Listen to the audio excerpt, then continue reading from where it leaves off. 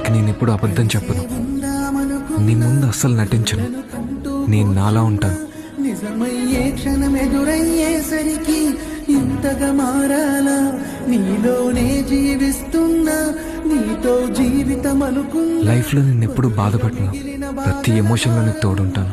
మోస్తూ బతకాల ఇరుగురు కన్నా ఈ కలలో చెరి ఒకరైనా, ఈ కథలో నేరం చేసిందెవరు అంటూ అడిగే ప్రశ్న.